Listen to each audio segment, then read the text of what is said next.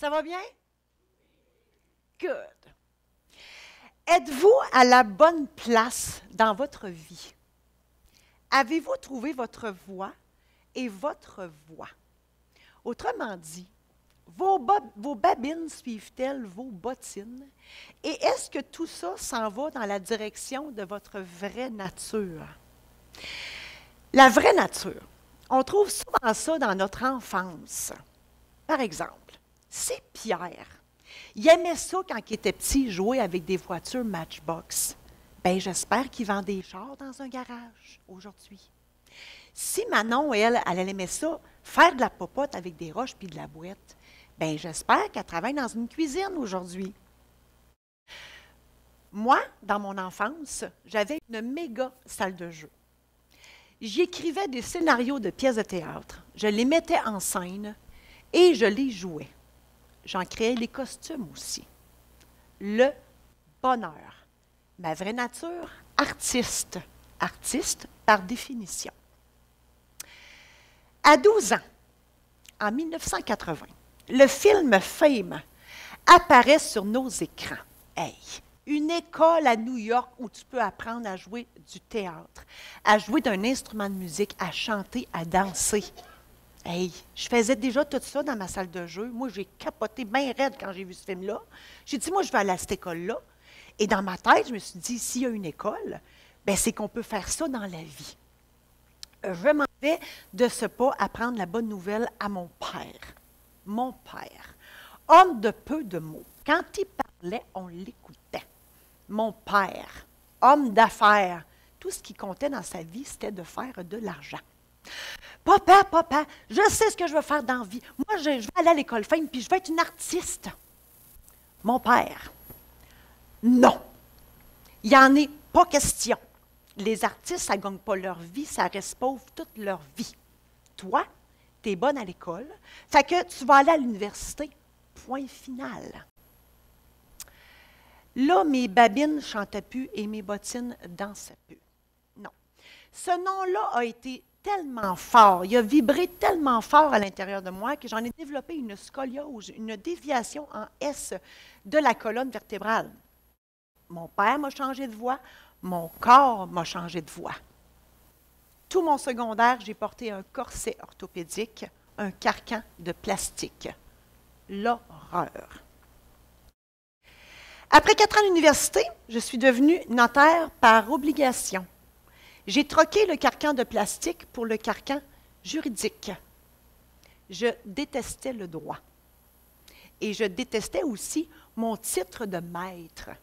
Moi, quand j'essayais de dire ça, maître Saint-Laurent, là, ça goûtait pas bon dans ma bouche. Puis quand les autres m'appelaient maître Saint-Laurent, les oreilles me frisaient assez, là. J'ai resté dans cette profession-là pendant 31 ans. Pourquoi j'y suis restée aussi longtemps? La peur. La maudite peur. La peur d'affronter mon père. La peur de ne pas réussir. Il m'avait fait assez peur. Avec le recul, j'ai compris que j'avais trouvé un compromis à tout ça. Oui, j'ai joué le rôle du notaire pendant 31 ans. Mon auditoire, c'était mes clients. Et à chaque matin, je me costumais. À chaque matin, je revêtais mes tailleurs griffés, talons hauts, bas nylon. C'était le compromis. Durant tout ce temps-là, ben, j'avais une petite voix qui me parlait. Je ne suis pas schizophrène, inquiétez-vous pas. Ma petite voix, c'est l'intuition. Hein? Vous l'avez toutes, vous autres aussi, ce morceau-là, l'intuition. Moi, je l'ai appelée Georgette, je trouve que ça y fait bien. Peut-être que vous l'avez nommée, vous autres aussi. À 45 ans, après 25 ans de pratique, Georgette, elle ne me parle plus. Moi, je ne l'entendais pas, fait que je ne pouvais pas l'écouter, Georgette. Mais à 45 ans, là, elle ne me parle plus. Non, elle hurle. Georgette, elle me hurle que je dois changer de vie, que je ne suis pas dans la bonne vie, qu'il faut que je fasse quelque chose. Fait que je l'écoute un petit peu et j'engage une coach de vie. Cette coach de vie m'apprend que mon archétype financier, bien, c'est la célébrité. Hey, être on the spot, j'étais faite pour ça, moi. Elle me redonnait ma voix d'artiste, et ma voix d'artiste, j'avais le droit d'être. J'ai donc commencé des études d'écriture et d'édition. J'ai démarré ma maison d'édition et j'ai écrit 6 livres. Oui, ce sont des anecdotes de notaire, parce que j'avais juste ça à dire à ce moment-là. J'avais que ce discours-là. Des anecdotes qui se sont réellement passées dans mon bureau. Des histoires drôles, touchantes, abracadabrantes, qui se terminent toutes par une morale juridique et une morale philosophique. Un divertissement enrichissant, quoi. À la même époque, j'ai aussi fait des chroniques juridiques à la radio et à la télé de mon patelin. J'étais on the spot, j'étais bien. Mais ce n'était pas encore assez. Fait que l'univers, c'est choc et noir. À 53 ans, l'univers m'a amené le signe ultime que je devais changer de vie. Je ne l'avais pas assez écouté. Fait que là, elle dit, là, fille, tu n'écoutes pas assez, on va t'envoyer quelque chose. Bien là, quelque chose, c'est une hystérectomie totale. Par mesure préventive, inquiétez-vous pas, mon histoire finit bien. Donc, bye-bye l'utérus, bye-bye les ovaires et bonjour le précipice. Je suis certaine que vous avez déjà été dans cette situation-là où on chambranle devant un choix à faire. Qu'est-ce que je fais? Mon choix, c'était soit de m'asseoir sur mon cul et de retrouver ma vie plate de notaire après ma convalescence, ou de sauter dans le vide et de commencer une nouvelle vie. Bien, après 9 voies de contournement de plus de 40 ans, j'ai sauté dans le vide. J'ai-tu l'air bien? Je pense que oui. J'ai sauté dans le vide. Corneille a dit, il n'y a pas si longtemps, à la voix, « Il n'y a pas d'âge pour être là où tu as le goût d'être. » Si bien que j'ai sauté dans le vide. Et sauter dans le vide, ça voulait dire, il a fallu que je vende ma shop de notaire. J'ai vendu ma shop. Et là, j'étais-tu heureuse? Moi, contrairement à ceux qui prennent leur retraite, moi, je n'étais pas en deuil du tout. Oh non, non, non. Et moi, c'est le champagne qui pop, les confettis, les feux d'artifice. J'étais enfin libérée de ce fameux carcan. Qui dit changement de vie veut dire aussi chaos nécessaire. J'ai dû vendre ma maison. J'ai dû diminuer mes dépenses, diminuer mes besoins. Je porte encore mon vieux linge, pas facile. Est-ce que j'ai peur? Oui. Est-ce que j'ai le vertige? Oui. Mais j'ai un parachute au-dessus de moi. Je me tiens bien serré après ça. C'est quoi mon parachute? Bien, c'est ma confiance en moi, ma confiance en mes dons, ma confiance en mes talents, ma confiance en mes compétences. Vous avez tous, on a tous des dons, des talents et des compétences. J'ai confiance aussi en la vie et en l'univers.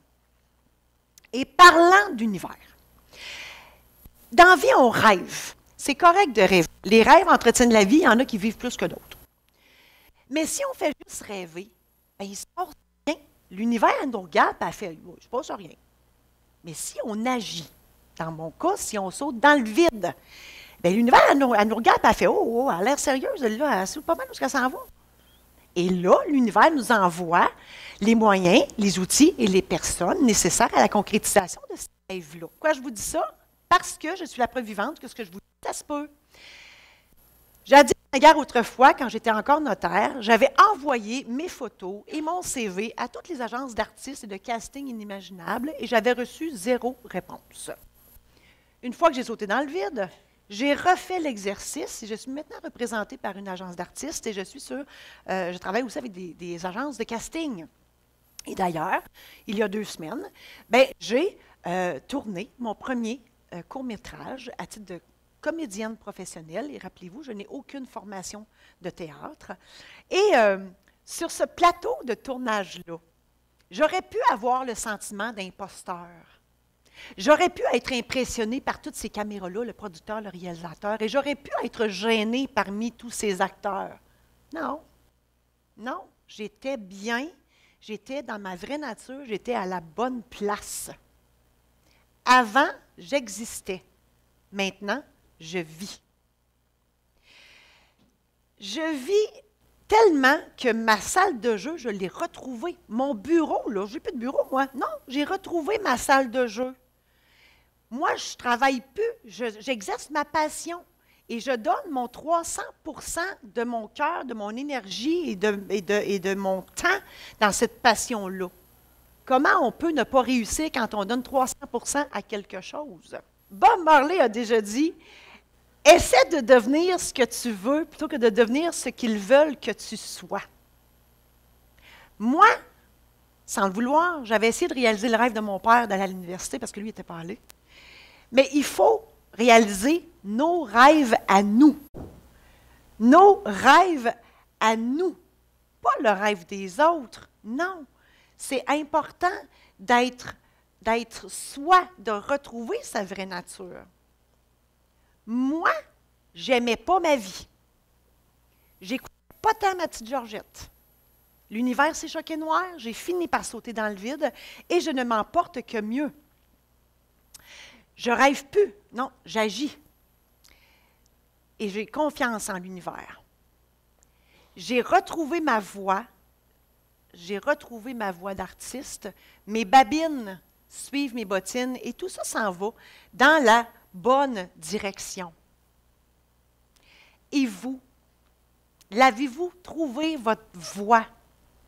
Parce que quand on est dans notre vraie nature, là, la vie est merveilleuse. Je vous le souhaite sincèrement de trouver votre voie, votre vraie nature. Merci infiniment.